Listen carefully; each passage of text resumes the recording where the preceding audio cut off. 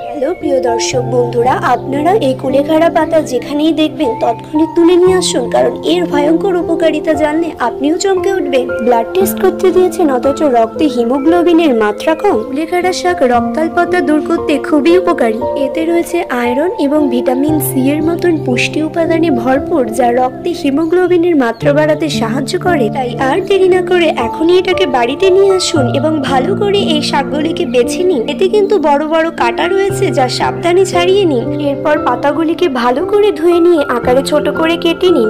প্রয়োজনে একটি মিক্সার গ্রাইন্ডে একে ভালো করে ব্লেন্ড করে নিন। এতে রয়েছে প্রচুর পরিমাণে ভিটামিন এ এবং ক্যালসিয়ামে ভরপুর।